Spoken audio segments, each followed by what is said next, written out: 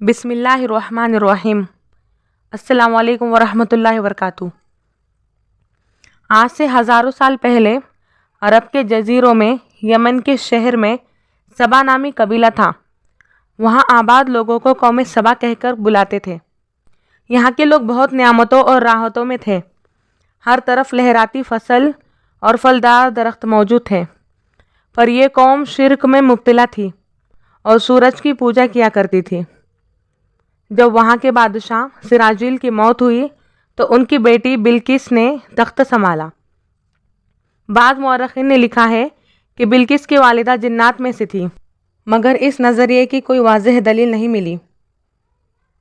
ملکہ بلقیس ایک قابل عورت تھی جس نے یمن پر 9 سال حکومت کی۔ دنیا کے بیشتر تجارت جو ہوتی تھی وہ اکثر قوم سبا کے ساتھ ہوتی تھی، جس کی وجہ یہ تھی کہ وہ قوم نہایت ہی مالدار تھی۔ مگر یہ وہ زمانہ تھا جب مشرق سے مغرب تک ایک عظیم بادشاہ کی طاقت اور حکومت جد و جلال کا ڈنکا بجتا تھا، جسے تاریخ میں سلیمان ابن داؤد کے نام سے جانا جاتا ہے۔ حضرت سلیمان علیہ السلام کی حکومت دنیا کے بیشتر ممالک پر تھی، جس کا دارالخلافت یروشلم شہر تھا۔ آپ کو ہوا، انسان، جنات، جانور، چرند پرند سب پر حکمرانی عطا کی گئی تھی۔ ایک دن کا واقعہ ہے کہ حضرت سلیمان علیہ السلام نے دربار لگایا، جس میں جن و انس، جانور اور پرندے سب کے سب حاضر ہوئے، مگر ان کا چہیتا پرندہ ہدہد غائب تھا۔ آپ نے پوچھا، ہدہد کہاں ہے؟ جب وہ نظر نہ آیا تو حضرت سلیمان علیہ السلام نے فرمایا، اگر وہ اپنے غیر حاضری کی کوئی مناسب وجہ پیش نہ کر سکا تو اسے ذبح کر دیں گے۔ ابھی یہی بات ہو رہی تھی تو اچانک ہدہد سامنے سے آ گیا۔ پوچھا گیا، تم کہاں تھے؟ ہدہد نے بڑے احترام سے جواب دیا، اے اللہ کے پیغمبر، میں اڑتے اڑتے ایک ایسے ملک میں پہنچ گیا جہاں لوگوں نے شرک میں مبتلا دیکھا۔ وہ آگ اور سورج کی پوجا کرتے ہیں۔ ان کی ایک رانی ہے جسے وہ بلقیس کے نام سے پکارتے ہیں۔ وہ ایک بڑے تخت پر بیٹھ کر حکومت کرتی ہے۔ اس کے تخت میں ہیرے جواہرات گڑے ہوئے ہیں۔ ان کے پاس تمام سامان آرامی اور آرائش کے موجود ہیں۔ حضرت سلیمان علیہ السلام نے فرمایا، اگر تمہاری یہ بات سچ نکلی تو میرا یہ خط اس تک پہنچاؤ تاکہ وہ شرک سے باز آ جائے، اور خط پہنچانے کے بعد وہیں بیٹھ کر سنو کہ وہ کیا رد عمل پیش کرتی ہے، اور آ کر مجھے خبر دے دو۔ حضرت سلیمان علیہ السلام نے خط روانہ کیا، جس میں کچھ ایسا لکھا ہوا تھا، شروع اللہ کے نام سے جو بڑا مہربان رحم فرمانے والا ہے۔ یہ عزت والا خط سلیمان ابن داؤد کی جانب سے ملکہ سبا بلقیس کی طرف ہے۔ جو ہدایت کی پیروی کرے اس کے لیے سلامتی ہے۔ مجھ پر غلبے کی خواہش نہ کرنا، میرے مقابلے میں سرکشی اختیار نہ کرو، بلکہ فرمانبردار اور مطیع ہو کر میرے پاس آ جاؤ۔ یہ خط دراصل ملکہ سبا اور اس کی قوم کی طرف دعوت اسلام تھی۔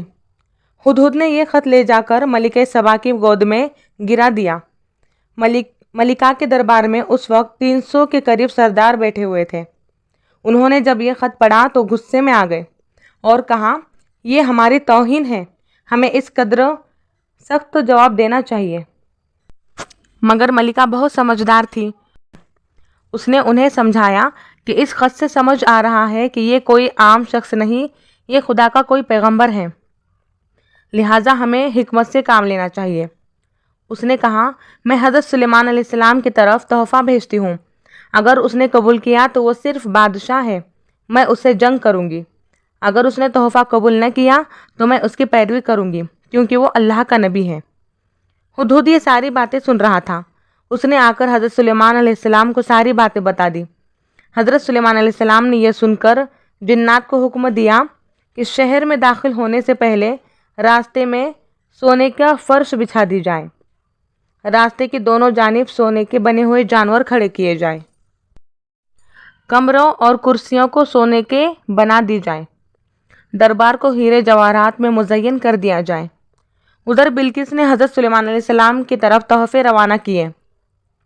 اس میں سونے چاندی کے اینٹ، غلام، کنیزیں اور ملکے کا ایک خط موجود تھا۔ تمام تحائف لے کر قاصد حضرت سلیمان علیہ السلام کے دربار میں پہنچے اور انہوں نے یہ سب دیکھا تو شرمندہ ہوئے۔ حضرت سلیمان علیہ السلام نے ملکہ کا قاصد سے کہا، کیا تم مال سے میری مدد کرنا چاہتے ہو؟ مگر دیکھو جو کچھ اللہ نے مجھے دیا ہے وہ اس سے کئی زیادہ ہے جو تم نے لایا ہے، لہٰذا تمہارا تحفہ تمہیں مبارک ہو۔ اب تم اپنے تحائف کے ساتھ واپس چلے جاؤ اور اپنے ملکہ سے کہنا میرا انتظار کرے، ہم ایک زبردست لشکر لے کر آئیں گے۔ جب یہ خبر ملکہ تک پہنچی تو وہ سمجھ گئی کہ واقعی یہ اللہ کے نبی ہے، لہٰذا اس نے جنگ نہ کر کے حضرت سلیمان علیہ السلام کے دربار میں حاضر ہو کر اطاعت کرنے کا فیصلہ کیا۔ جب یہ خبر حضرت سلیمان علیہ السلام تک پہنچی تو حضرت سلیمان علیہ السلام نے کہا، تم میں سے کون ہے جو ان کے مطیع ہو کر یہاں آنے سے پہلے ملکہ کا تخت یہاں لے کر آئے گا؟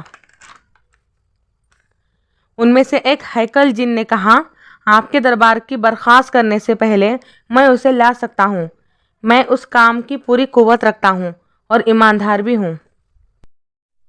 پھر آ کر ایک شخص نے کہا، میں خطاب کا علم رکھتا ہوں۔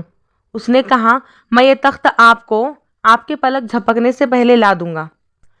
پھر حضرت سلیمان علیہ السلام نے تبھی اسی تخت کو اپنے پاس رکھا ہوا پایا تو پکار اٹھے، یہ میرے پروردگار کا فضل ہے، وہ مجھے آزمانا چاہتا ہے کہ میں شکر ادا کرتا ہوں یا ناشکری، اور جو شکر ادا کرتا ہے اس کا شکر اس کے اپنے ہی لیے مفید ہے، اگر کوئی ناشکری کرے تو پروردگار اس سے بے نیاز اور اپنی ذات سے بزرگ اور برتر ہے۔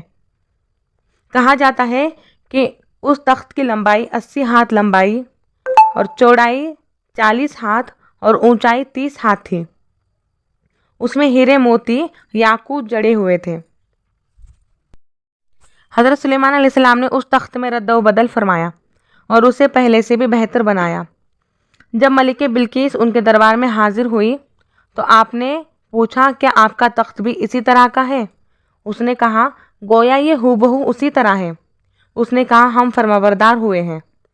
بلقیس کے آنے سے پہلے ہی حضرت سلیمان علیہ السلام نے ایسا محل بنانے کو حکم دیا جس کی فرش شیشے کی بنی ہو اور اس کے نیچے پانی جاری ہو، پانی میں مچھلیاں اور دوسرے سمندری جانور بھی موجود ہوں۔